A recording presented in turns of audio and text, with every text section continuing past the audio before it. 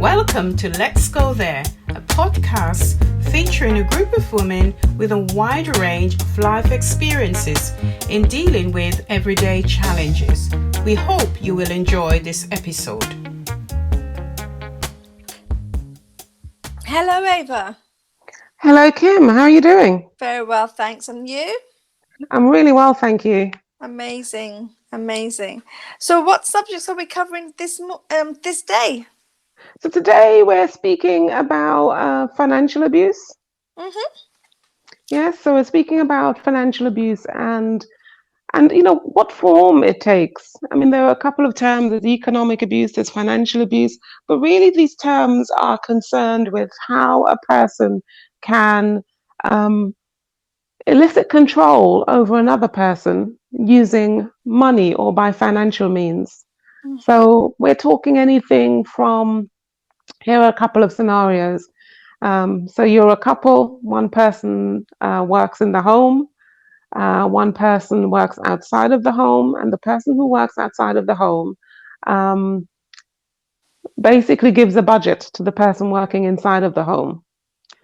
And the person who's outside of the home can give less money, basically. Give less money to that person. So that person is always struggling, always begging. The person in the home is perhaps looking after children, but never seems to have enough money to do anything. Don't have enough money to do anything for themselves, and always has to go back to the person who works outside of the home for money. So that's a form of controlling that person. And also, the person who's at home looking after the children is not really allowed to go out to work. Yes, they've made this agreement, and maybe perhaps every time they try to say, well, if we're tight for money, maybe I can go out of the home or work outside of the home, they're not allowed to do that. Another way in which a person can be abused financially is by, and in a lot of cases, say women from Caribbean heritage, maybe perhaps women of African heritage, say they work outside of the home. They're the ones who are bringing in the money within the relationship, but then their money is still controlled. The person who's at home refuses to work. They refuse to go out to make a living, even though they have sufficient time to enable themselves to do so. And then they control the money. And it can work both ways. It can work that, say, for example, a woman is at home, but when the husband or when the partner gets paid, a significant proportion of the money goes into her account. So therefore, she's controlling him, for example. Another example of financial abuse is running up debts on a person's account. And actually, that can take a lifetime, if ever, to resolve. So taking out things on a person's name, giving them bad credit. So when they leave the relationship, they're just paying for years and years and years and years. Yeah. Or having a joint account, for example, and taking out money out of the joint account without discussing it, with the joint account holder. So these things, they seem really strange, but a lot of what we do, especially within Western societies, revolves around having an income, having disposable cash. Everything that we need to do costs money. And especially if, women, for example, are looking after children, there are lots of ways in which they need to have money to do certain things, whether that be childcare, things related to school.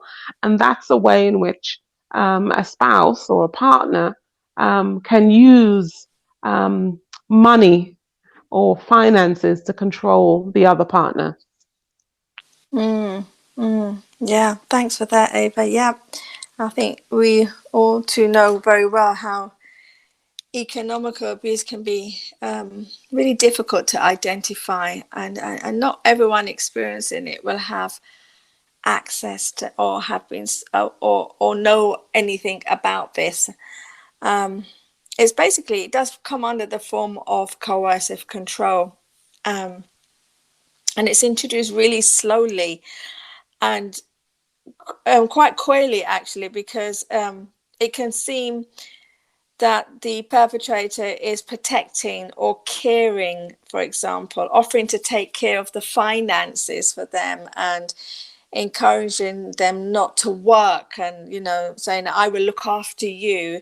And it's almost like a web of lie, it's a web of deceit to bring them into this false illusion, for a victim, that their partner is kind, is loving, is caring, and wants to support them financially and lessen burden off of them.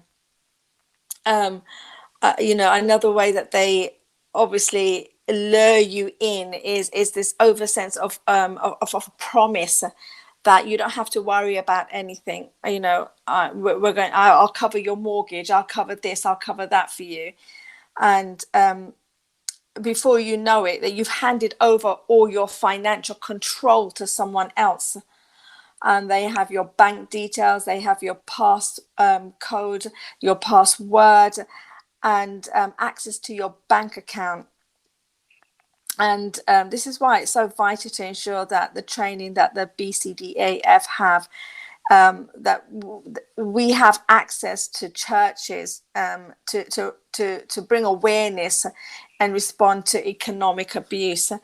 And so, it's as you rightfully said, is you named quite a few that examples of financial abuse, and one of them is spending money from the victim's personal bank account or joint account and running up bills in the victim's name, and even goes as far as prolonging the sale of a joint property. Now, what we have to understand is that, albeit that economical or financial abuse happens during a relationship of abuse, what happens also is when you leave, it continues, because there you still got joint bank accounts, you still have joint property together, and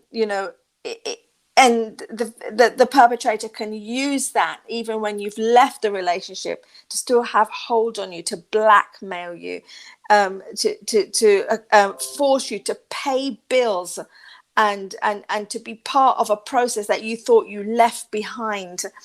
And thankfully, the government has announced that they will support an amendment to the domestic abuse bill, which will lead to something called post-separation abuse, which will become a criminal offence, such as, and we hear these cases happening of victims who have left the perpetrator, of finding their account being emptied. The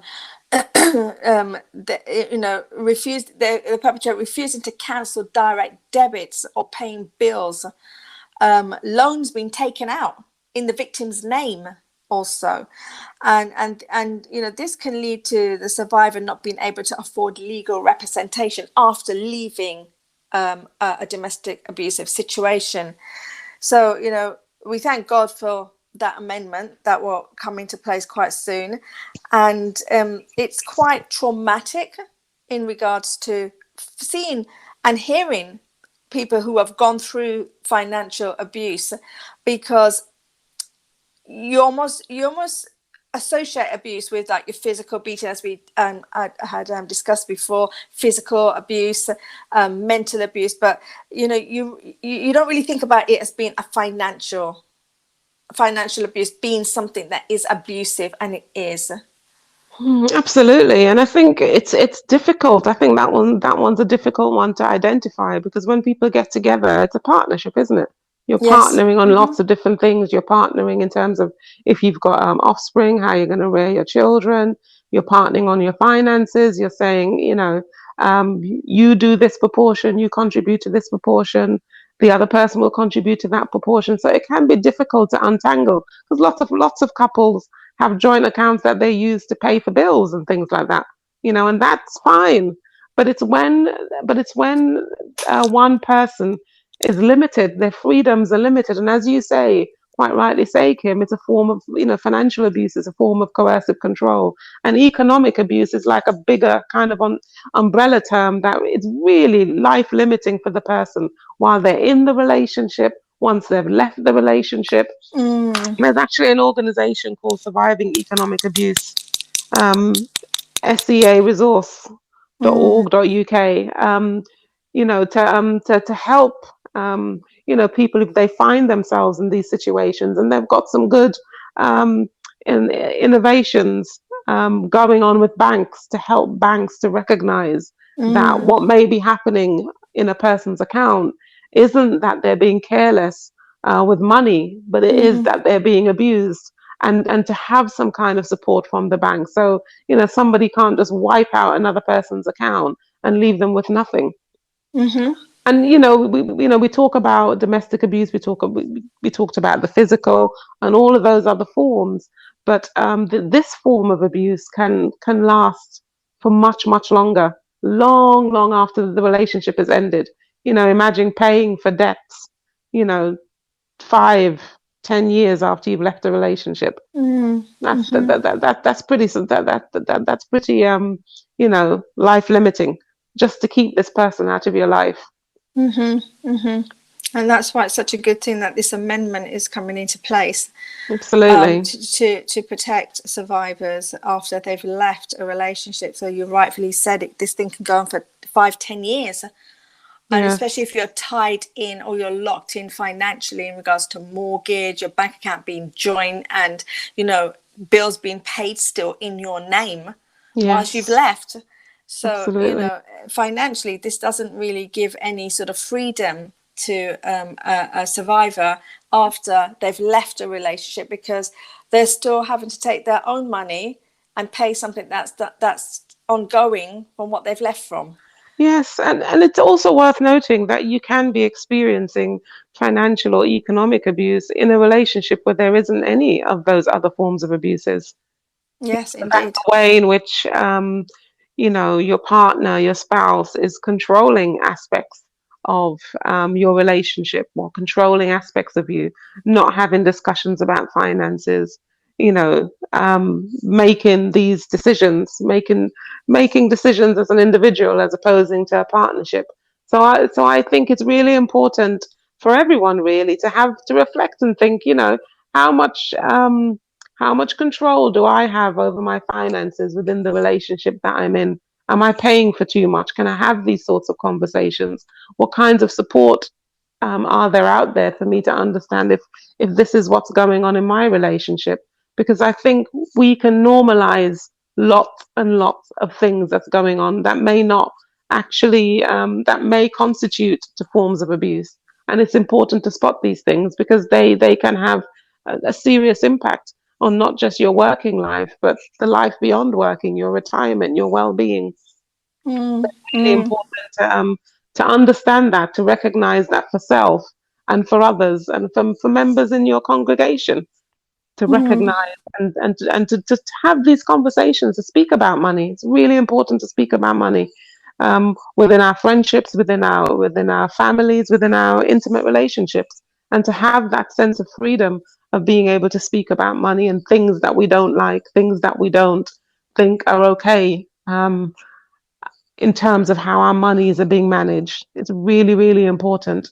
And if we don't begin to have these conversations, then it makes it even more difficult to identify when something is not working as well as it should be. Yes, it's also indeed. important just to let everyone know that you're not alone. There's lots of information around these forms of abuses, and we've named them. So it's something that you can, look on the internet for, find out more information about, start to have these conversations in your informal networks, your friendships, your families, your church groups.